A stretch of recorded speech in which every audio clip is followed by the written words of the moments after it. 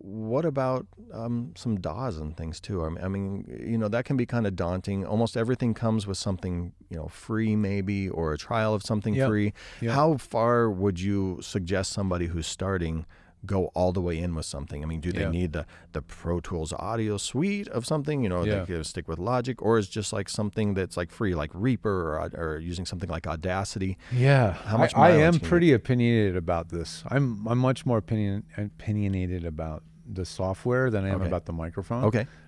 Because if you start with the wrong software, in my opinion, you're gonna enter a learning curve that you may not have the aptitude for that or the patience. And so I tend to shy away very much, not tend to. I really discourage people from starting with multi-track DAWs. Okay. What we would call is a DAW is a digital audio workstation. Those are generally going to be multi-track applications.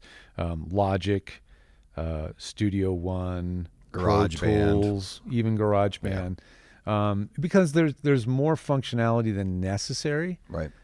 It's like I use a lot of analogies. It's like you could whittle with a 50-in-1 Swiss Army knife, but if you have a nice whittling knife, you can. It's so much easier to use. It just works better. It's more comfortable. It's kind of like that. It's like there are recording programs that are just so much more suited for that use with a far less complexity. That's where I'm going to go. And for me, there's really kind of a top three for me. Okay.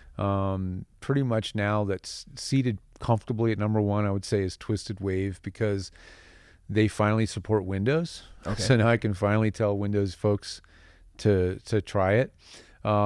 It's just elegant, it's just really, it has what you need, not what you don't.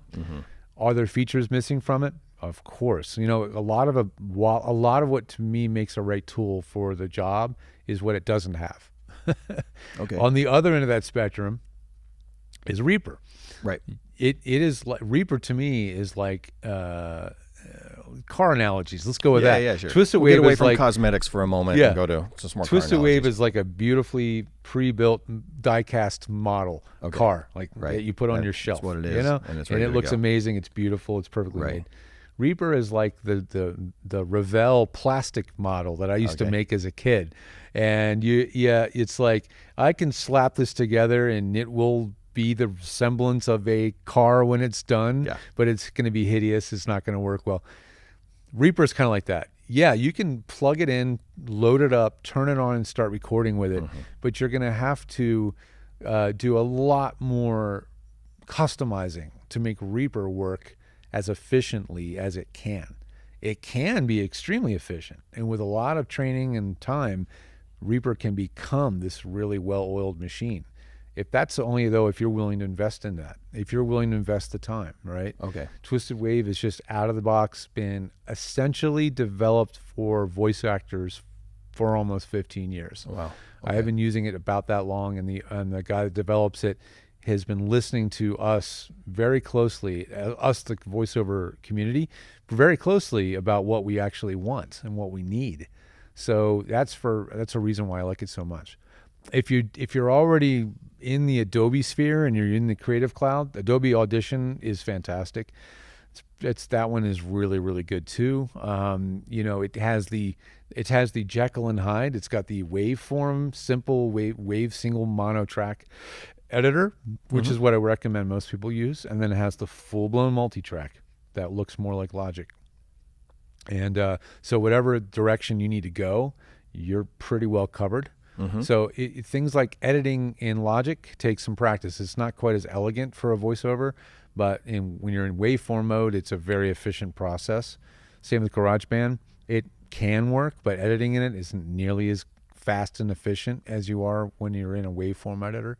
So yeah, I'm big on tools that are suited for the need, because voice actors just don't have the time to spend a lot of time learning and massaging the audio.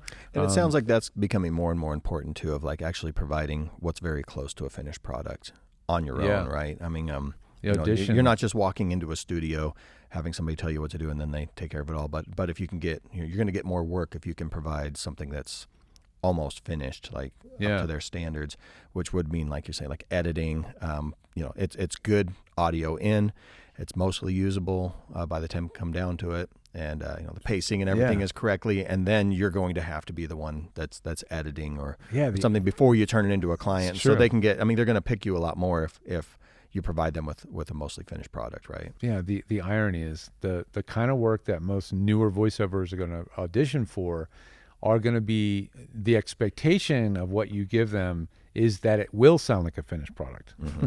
So as a beginner, you have to know how to, or have the right resources to create that file that does seem like a finished file.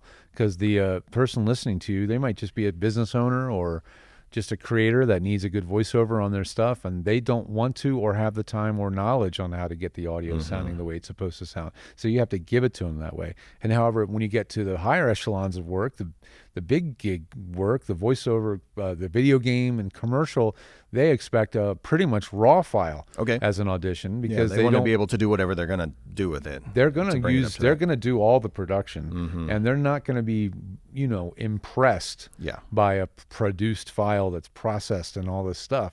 It's so for commercials and video games, things like if processing is used, it has to be completely unnoticed, very transparent. It shouldn't even be.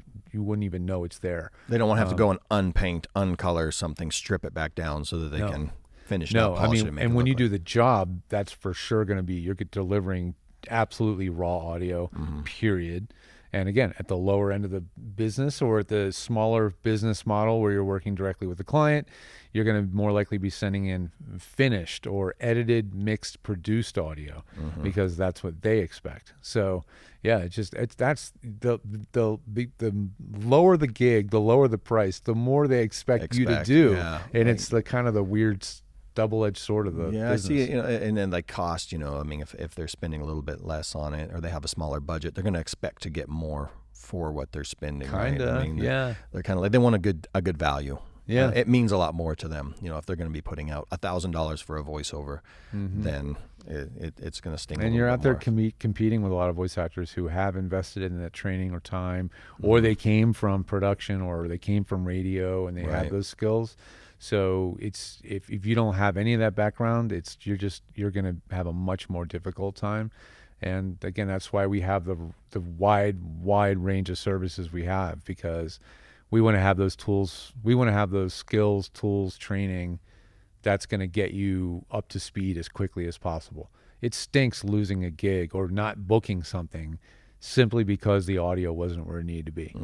That's the worst. That would be terrible. It's a different thing to not get booked because you're just not the right voice for that project or that. Right. That's you can't control that, but you can control the quality of the audio you're sending. And if you're losing gigs because you just didn't know it sounded bad, that stinks because that's something that's preventable. I can definitely see how it's preventable.